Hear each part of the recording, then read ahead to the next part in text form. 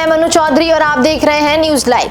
UP में civil service की free तैयारी के लिए शानदार मौका, कल से करें आवेदन। समाज कल्याण विभाग ने जारी किया शेड्यूल। यूपी में आर्थिक रूप से कमजोर और मेधावी युवाओं को प्रशासनिक सेवा की परीक्षा की तैयारी के लिए समाज कल्याण विभाग शानदार अवसर दे रहा है। विभाग ने प्रदेश में संचालित 8 आवासीय निःशुल्क IAS PCS परीक्षा पूर्व शिक्षण केंद्रों में प्रवेश के लिए प्रवेश परीक्षा का शेड्यूल जारी कर दिया है। इसके लिए अनुसूचित जाति, अनुसूचित जनजाति व अन्य पिछड़ा वर्ग के अभ्यर्थियों के साथ जिनके परिवार की वार्षिक आय 6 लाख रुपए या उससे कम है, वे समाज कल्याण विभाग की वेबसाइट पर 18 मई से 18 जून तक ऑनलाइन आवेदन कर सकते हैं। वहीं इसमें चयन के लिए आयोजित किए जाने वाली प्रवेश परीक्षा के एडमिट कार्ड 25 जून से डाउनलोड किए जा सकेंगे, जबकि परीक्षा का आयोजन 5 जुलाई को किया जाएगा। प्रवेश परीक्षा के बाद परिणाम 18 जुलाई तक घोषित होगा और 1 अगस्त से नया शैक्षिक सत्र शुरू किया जाएगा। पीएम मोदी के सलाहकार संजीव सान्याल बन सकते हैं बंगाल के वित्त मंत्री। नंदीग्राम से चुनाव लड़ाने की तैयारी। पश्चिम बंगाल की पहली बीजेपी सरकार राज्य की अर्थव्यवस्था की हालत सुधारने के लिए अर्थशास्त्री संजीव सान्याल को वित्त मंत्री बना सकती है।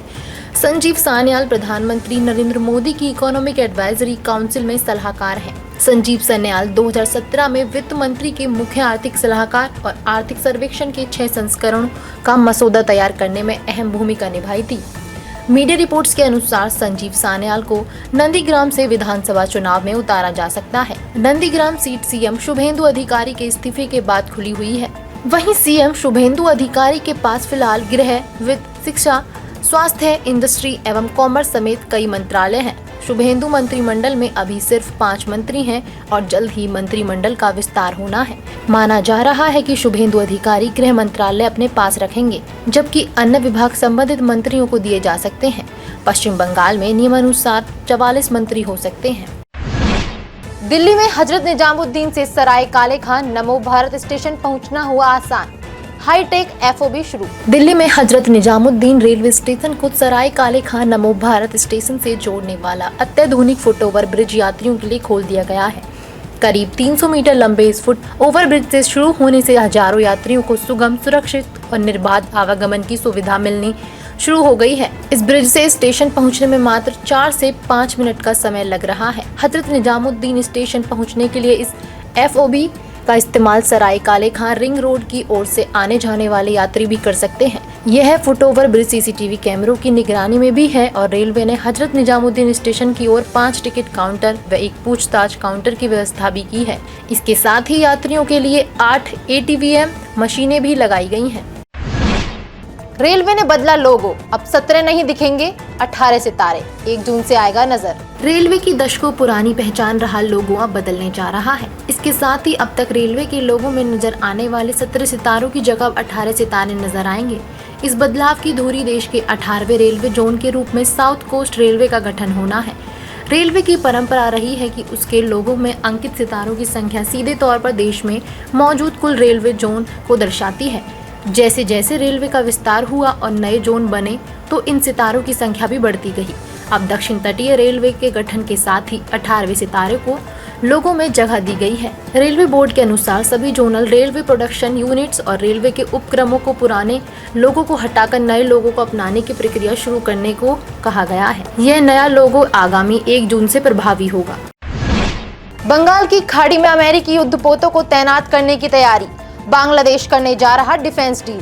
बांग्लादेश और अमेरिका रणनीति रक्षा समझौते पर हस्ताक्षर करने वाले, जिसके तहत अमेरिकी सेना को बांग्लादेश के बंदरगाहों और हवाई अड्डे तक पहुंच मिल जाएगी।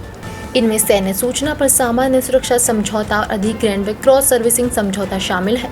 इन समझौतों से अमेरिका युद्धपोतों और फाइटर जेट्स को बांग्लादेश के बंदरगाहों व हवाई अड्डों का उपयोग करने, रखरखाव, ईंधन भरने आदि का अधिकार मिल जाएगा। इसमें चटगांव और मातारबारी जैसे रणनीतिक बंदरगाह भी शामिल हैं। वहीं बांग्लादेश और अमेरिका की इस डिफेंस डील से भारत की चिंता बढ़ सकती है, क्योंकि बंगाल की खाड़ी में अमेरिका नौसेना की मौजूदगी से चीन भी अपनी उपस्थिति बढ़ाने की कोशिश कर सकता है। ऐसे में दशकों से शांति है क्षेत्र वैश्विक महाशक्तियों के बीच जंग का नया अखाड़ा बन सकता है।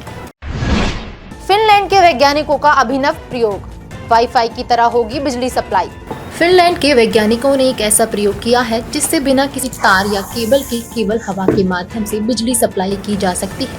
इस प्रयोग में high intensity sound waves laser और रेडियो फ्रीक्वेंसी का इस्तेमाल किया गया है। दरअसल वैज्ञानिकों का लक्ष्य भविष्य में प्लग, वायर और पारंपरिक इलेक्ट्रिकल कनेक्शन को पूरी तरह खत्म कर बिना तार के बिजली सप्लाई करना है। फिनलैंड के वैज्ञानिकों के इस प्रयोग से यह साबित हुआ है कि बिना प्लग, तार या केबल की ऊर्जा को नियंत्रित तरीके से ट्रांसमिट किया जा सकता है।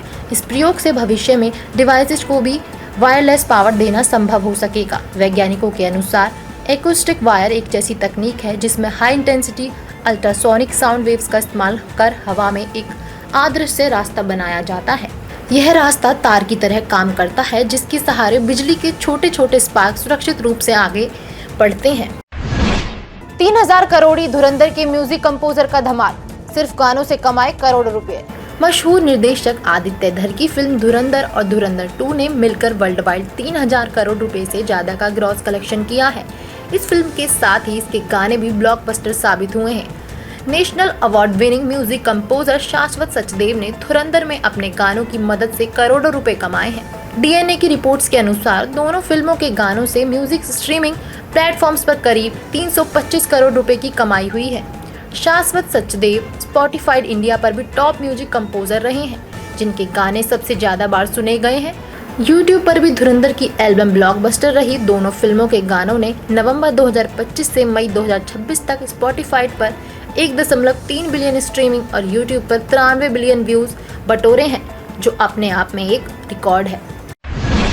आज के लिए बस इतना ही। कल फिर मिलेंगे देश दुनिया की नई जानकारियों के साथ। तब तक के लिए देखते रहिए और सब्सक्राइब करिए IAMT मीडिया।